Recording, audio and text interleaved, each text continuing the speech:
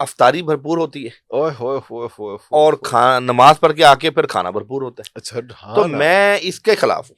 खाने के साथ 1 गिलास से ज्यादा पानी नहीं पीना। दूध के अंदर बादाम और ये ग्राइंड करके वाह वाह इलायची वाह, हाँ सरदाई बना के ले सरदाई लें, बना के दूध थोड़ा खतरनाक है मैं सर। हाँ आप इसको अप्लाई कर लें, पुदीने हाँ की चटनी के साथ आप दुनिया की चीजें खा लें, हाँ आपको फर्क पड़ेगा, गला भी फर्क खराब नहीं होगा।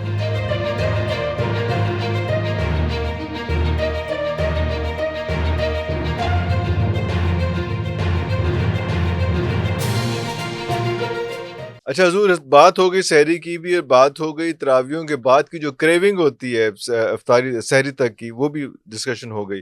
लेकिन जब हम इफ्तारी का सोचते हैं ना, ओए होए होए होए, सहरी के वक्त से मेरे इफ्तारी के टाइम का जो है ना वो खाना को याद आनी शुरू हो जाती है। उसको हम कैसे हैंडल करेंगे? और उसके बाद जो इफ्तारी की प्लेटर लगता है, बस सर नहीं रुक जाता, की करे बंदा। सर देखें, रोजा इंसान रखता है, खाना भी है उसने, हाँ लेकिन हम खाने से मना नहीं करते। इंसान भी तो है ना, इंसान भी हैं, इंसान ही रखता है रोजा। लेकिन एक चीज से मेरा इख्तिलाफ है। बशी तकाजा रोटी एक चीज से इरफान भी मेरा इख्तिलाफ है। हमारे यहाँ अफ्तारी भरपूर होती है ओए होए होए होए और नमाज पढ़ के आके फिर खाना भरपूर होता है। अच्छा हाँ तो ना। मैं इसके खिलाफ हूँ। चलो तुसी हर चीज नहीं हर नहीं अच्छी सर, चीज आप के एक खिलाफ टाइम में लग खाएं। दो मैनू। हाँ। आपने अफ्तारी और डिनर अगर करना है या खाना खाना तो इकट्ठे खाना है आपने, एक वक्फा नहीं डालना बीच में। एक ही दफा में। हाँ जी, हाँ जी, ये अच्छा। वक्फा डालना ये इस बीमारी है। देखें, आपको एक कानून है कि जब आप खाना खा के फारिग हो जाते हैं ना, तो अंदर वो एसिड, वो प्रोसेस शुरू हो जाता है, एसिड बनना शुरू हो जाता है। अब आधे घंटे बाद एसिड बनना शुरू हो गया खाने को हजम करने वाला, आप आधे पौने घंटे बाद आके दोबारा खाना खाते हैं, वो फिर मैदा वो काम छोड़ के हाजमे का, हाँ। फिर वो इनहेलिंग प्रोसेस में चला जाता है। ओके, तो वहां तो बीमारियां पैदा होंगी। तो मैं अक्सर लोगों और को यही कहता वो हूँ, चीज है जो हम पहले कहते थे कि जनाब बंदे को 2 वक्त की रोटी मिल जाए तो बड़ी हाँ, खुशनसीबी है। तो ये वो टाइम है जब आपको 2 वक्त की रोटी मिल रही है, सहरी एब्सोल्युटली। इफ्तारी। तो तीसरा वक्त इसमें ना डालें। तीसरा वक्त अगर डालना है, आप रात को हल्का फुल्का डालें। हाँ, वो आपने कह दिया वो हमने अभी सहरी बात के कर ली। मैं ये कहता हूँ कि अफ्तारी, तरावियों के बाद, हाँ। तरावियों के बाद हाँ, अफ्तारी के लेकिन टाइम इफ्तारी, आपने, मिसाल के तौर पे मैं अपना एक शेड्यूल बता दूं हाँ। कि मैं अगर पकोड़े भी खाता हूँ घर में बने हुए, समोसे भी खाता हूँ, वाह, वाह, तो वाह। मैं रोटी के साथ खाता हूँ। मैंने पहले खजूर खाना है, फिर मैंने पानी पी लेना सादा, हाँ। और उसके बाद सालन खा रहा हूँ, और सालन के दरमियान में ही पकोड़े भी आप खा लें। अच्छा। आप थोड़ी सी 1-2 चम्मच फ्रूट चाट भी चख लें। और आप जो है वो हमारे यहाँ ना उर्दू स्पीकिंग फैमिलीज में ना वो बनती है काले चनों की गुगनी, हम कहते हैं बिल्कुल जी, बिल्कुल। और सर वो इतनी डिलीशियस होती हाँ, है हाँ, कि अगर आप खाना ना भी खाए ना, किसी दिन आप काले चनों का बॉल खा लेना, हाँ। तो आपकी पूरी एक एनर्जी मिल जाती है। वो लास्ट टाइम आपने लास्ट रिकॉर्डिंग में आपने बताया था, वो काले चनों का जो बनाते थे, वो मैंने खाया और बहुत मजे का सर वो खासा कमाल की बनवाया। चीज और है। उसके बाद अब जो है रमजान में मेरी प्रैक्टिस है कि मैं उसको रेगुलर लें।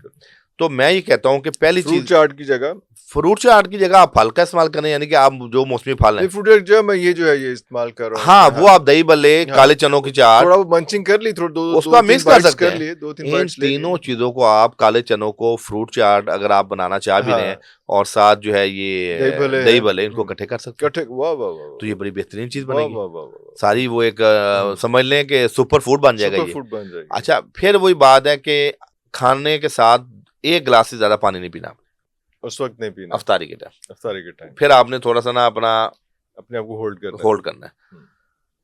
हाँ, एक ऑप्शन ये है कि एक खजूर और पानी पी के आप चले जाएं, नमाज पढ़ के फिर आके फिर खा लें, ये भी ठीक है। अच्छा। लेकिन आप समोसे भी खा के जा रहे हैं, दही भले भी खा के जा रहे हैं, आप जनाब वो शरबत के गिलास भी पी रहे हैं, दूध सोडे भी पी रहे हैं, पेट यहाँ होता है, फिर आगे खाना आप खाते हैं, फिर मुझे आप बताएं, आपका तो दिल नहीं करेगा कि आप नमाज भी पढ़ सकें। तो आप तरावी कैसे पढ़ेंगे? ईशा तक तो आप बिल्कुल। फिर उसके बाद लोगों को सुस्ती शुरू होती है। हाँ। बस मुझे कोई ना चेहरे में लेट जाऊं। हाँ। तो भाईजान सुस्ती नहीं डालनी। ये महीना ऐसा है कि जिसमें इबादत भी है, रियाजत भी। अल्लाह अकबर। तो इसलिए इस महीने के अंदर चाको चुबंद होना है, और ये महीना हमें चाको चुबंद करने ही आया, तो हम तो सुस्त होना नहीं है। तो एक तो ये चीज है। दूसरा, हम अपनी उसके अंदर अफ्तारी के अंदर मुख्तलिफ जो है मशरूबात ले सकते हैं। मिसाल के तौर पे सादा पानी ले लिया, किसी दिन नमकीन शिकंजमीन ले ली, किसी दिन आपने दूध की सरदाई बना ली।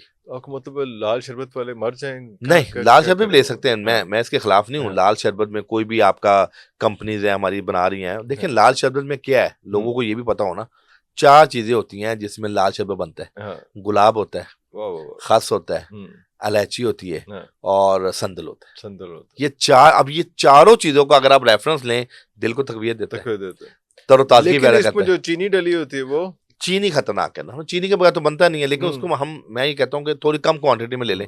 शुगर फ्री भी आ गए हैं, शुगर के मरीज बिल्कुल लाल शरबत ना लें, लेकिन जो हमारे आम लोग हैं वो ले भी लें, क्योंकि उस टाइम आपकी जाहिर बात है कि फास्टिंग 16-17 घंटे की अगर होती है तो हाइपोग्लाइमेटिक मसाइल होते हैं, बीपी लो जा रहा होता है, तो उस टाइम अगर आप ले भी लेंगे तो कोई मसला नहीं। हाँ, उसमें लाल शरबत में अगर आप नींबू डाल के ले लेंगे ना तो नमकियात की कमी भी पूरी हो जाएगी। अल्लाह, अच्छा, हाँ, बिल्कुल ठीक। वो अक्सर हम लोग ये लेमन डाल के लेते हैं। लेकिन फिर मैं बात करता हूँ कि आप एक तरफ लाल शरबत ले रहे हैं या दूध सोडा पी रहे हैं, तो उसके साथ ऑयली चीजें फिर नहीं खानी। अच्छा, दूध सोडा के बारे में भी लोग कहते हैं दूध सोडा तो बिल्कुल भी टेबल पे नहीं होना चाहिए। जी बिल्कुल, दूध सोडा बिल्कुल नहीं होना चाहिए। मैंने आपको सरदाई का लफ्ज बोला था इससे पहले, मैंने कहा था दूध के अंदर बादाम और ये ग्राइंड करके इलायची सरदाई बना के ले लें।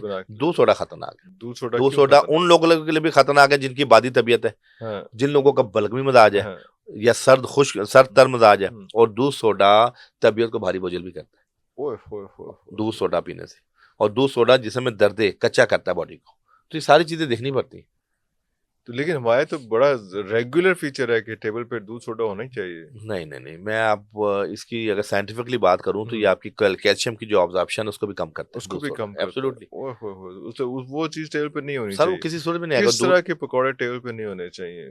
पकौड़े देखें आप, सब्जी वाले पकौड़े रख सकते हैं, ठीक है। पकोड़े हर किस्म के, आप देखें बेसन है सर, वो कोई खतरनाक चीज नहीं। पकोड़ों के तो हम खिलाफ ही नहीं है। हम कहते हैं घर के अंदर अच्छे ऑयल के अंदर, सरसों के तेल के अंदर आप पकोड़े चाहे दाल वाले बनाएं, चाहे वो आजकल वो मिर्च वाले पकोड़े बनाएं, चाहे आप वो धनिया पुदीने वाले बनाएं, कोई भी सब्जी डाल के बनाएं। आपको पता है बैंगन का पकौड़ा अरब के अंदर बड़ा खाया जाता है। बैंगन आपका खून बनाता है, बैंगन आपके जिस्म को तकवीयत देता है, आयरन का ज्यादा बैंगन खाया जाता है, बिग सोर्स है आयरन का, आपका डेफिशिएंसी को दूर करता है। तो बैंगन के समोसे आप खाएं, ये पकोड़े खाएं, बिल्कुल सही, ठीक है। तो मैं तो कहता हूँ कि पकोड़े कोई ऐसी बुरी चीज नहीं, आप खाएं, लेकिन पकोड़ों के साथ जब आप केचप खाते हैं वहां पे मसाइल बनते हैं। क्या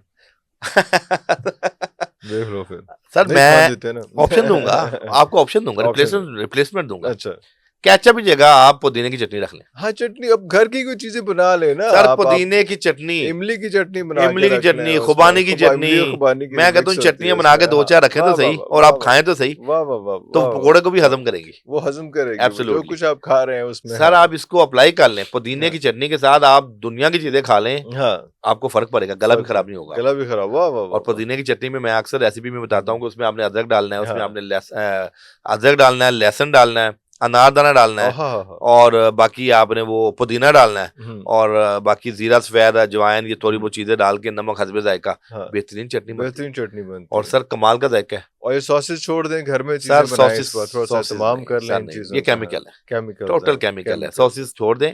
देखिए हमारे पुराने जो कोहना लोग थे, पहले भी हमारे घरों में दस्तरखान की जीनत हुआ करते थे समोसे पकोड़े, पर वो चटनी हमें खराब नहीं। अच्छा, कुछ लोग घर में भी सॉस बना लेते हैं, तो वो बना लें घर में, टमाटर की सॉस खुद बना लें घर में जी, उसमें ग्रीन चिली बनाते हैं लोग। यूट्यूब पे जाएं, आपको 100 तरीके बता दें घर में सॉस बनाने के, जो जिसमें कोई सिंथेटिक एलिमेंट नहीं यूज जी, वो बना सकते हैं आप घर में। देखें टमाटर भी अच्छा होगा, वही ना घर की चीज, और ग्रीन चिल्ली की सॉस बनती है, बेहतरीन बनती है।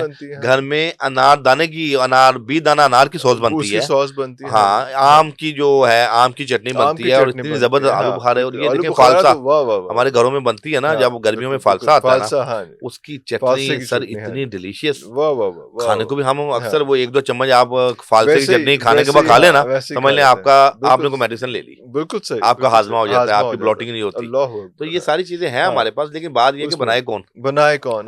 इस बार हमारे यहाँ जो घरों में चीजें बनाने का कॉन्सेप्ट है वो कम हो क्या खत्म होता जा रहा है। बहुत कम खवातीन में आप ज़ौक़ शौक है कि वो अपने खुद से चीजें बनाएं, वरना आजकल, क्योंकि एक टाइम आया था कि जब आपके पास मार्केट से चीजें मिलनी शुरू हो गई थी रेडी टू कुक, कि सारे कुछ बने हुए आप लाके कुक कर लें। अब रेडी टू ईट आ गई है, आपने गरम किया, माइक्रोवेव में रखा है, और वो रेडी टू ईट है। एब्सोल्युटली। उनसे खुदारा इस 1 महीने में थोड़ी सी मेहनत कर लें, और थोड़ा सा जो इन चीजों को अवॉइड करना शुरू कर दें।